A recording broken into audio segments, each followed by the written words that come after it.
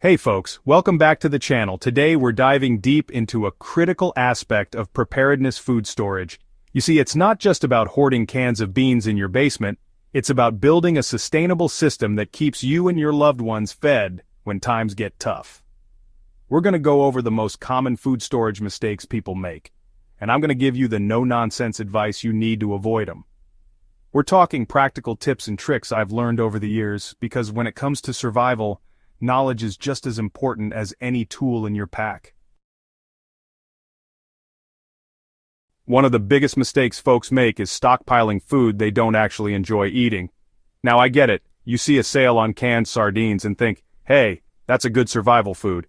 But let me tell you, when you're facing a real crisis, the last thing you want is a pantry full of food you can't stomach. Focus on what you and your family actually eat on a regular basis. Do you like rice, beans, pasta?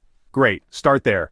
Build your stockpile around familiar foods. This ain't about trying to reinvent the wheel or become a gourmet chef when the grid goes down. Simplicity is key. Remember, a sustainable food storage plan means rotating your supplies regularly. That means using your stored food as part of your everyday meals. This way, nothing goes bad, and you're constantly replenishing your stock. It's all about creating a cycle of preparedness, because let's face it, an expiration date is just a suggestion. But you don't want to be testing that theory when you're relying on your stores.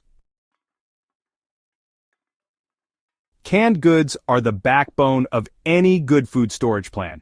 They're durable, readily available, and last a long time. But here's the catch, you gotta know how to use them. Don't just let those cans gather dust in the back of your pantry. Make it a point to incorporate canned goods into your regular meals. Tuna salad, chili, soups. There are plenty of ways to use canned goods without even noticing the difference. This way, you're constantly rotating your stock and ensuring that nothing goes to waste. Now let's talk expiration dates. Canned goods have a long shelf life, but they're not immortal. Check those dates regularly and rotate your stock accordingly. A good rule of thumb is first in, first out. The oldest cans go to the front, and the newest ones go to the back. It's just like rotating your tires, keeps everything running smooth.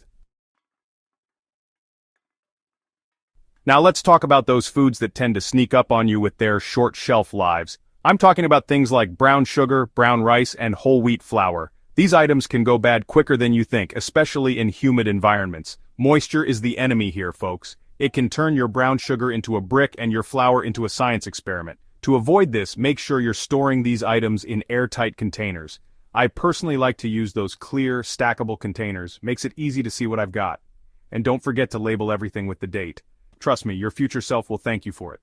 Remember, proper storage is crucial for extending the shelf life of your food. Keep those dry goods in a cool, dark place. A root cellar is ideal, but a cool, dry cupboard will do just fine. The goal is to create an environment where your food can last as long as possible. Chapter 4. Simple recipes for complex situations. Listen, when disaster strikes, you need to be able to put food on the table quickly and efficiently. This is not the time for elaborate recipes with a dozen ingredients. Stick to simple one-pot meals that are easy to prepare and even easier to clean up. Think about it. You might be dealing with limited resources like fuel, water, or even cookware. So keep your cooking methods basic. A good cast iron skillet or a trusty Dutch oven can go a long way. Remember, the goal is to nourish your body and keep your energy levels up. Don't overcomplicate things with fancy recipes. Now, I'm not saying you have to eat bland food. A little bit of spice can go a long way in boosting morale.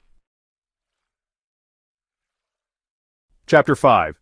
Water is essential for life, and it's also crucial for preparing many of our favorite foods. But when you're relying on stored water, every drop counts. That's why it's important to be mindful of water-intensive foods in your storage plan. Pasta, rice, and beans. These staples require a significant amount of water to cook properly. Now, I'm not saying you need to eliminate these foods entirely. Just be aware of their water requirements and plan accordingly. Consider pre-soaking beans or using less water when cooking rice. Every little bit helps. Another option is to focus on foods that require less water to prepare. Canned goods, for example, are already cooked, so you'll only need a small amount of water for heating, if any at all. Chapter 6. Buying in bulk is a smart way to save money and ensure you have enough food on hand. But those giant bags of rice, beans, and oats, they're not exactly ideal for long-term storage. That's where repackaging comes in. Transferring your bulk foods into smaller, airtight containers is crucial for preventing spoilage. Those Mylar bags with oxygen absorbers? They're your best bet for keeping those pantry staples fresh for the long haul. And don't forget to label everything clearly with the contents and the date. Trust me, a year from now, you won't remember when you bought that bag of rice. Now let me give you a little tip. When you're repackaging, inspect your food carefully for any signs of pests or damage. We're talking weevils, moths, anything that could compromise your food supply. Remember, we're talking about long-term food storage here. We're creating a system that can sustain us when the unexpected happens. Chapter 7. A well-stocked freezer can be a lifesaver, but what happens when the power goes out? Suddenly all those frozen meals and perishables become a race against time. That's why it's crucial to have a plan for keeping your freezer cold during an emergency. A generator is the gold standard, folks. It'll keep your freezer running and your food from thawing. But if you don't have a generator, don't worry. There are still things you can do. First, make sure your freezer is as full as possible. Frozen food acts as its own insulation, so a full freezer will stay colder for longer. Second, avoid opening the freezer door unless absolutely necessary. Every time you open that door, you're letting out cold air and letting in warm air. And finally, if you know a power outage is coming, consider transferring some of your frozen food to coolers. Pack those coolers tight with ice or frozen gel packs and keep them in a cool, dark place. So there you have it, folks. Avoiding these common food storage mistakes will help you build a more sustainable and reliable system for you and your loved ones.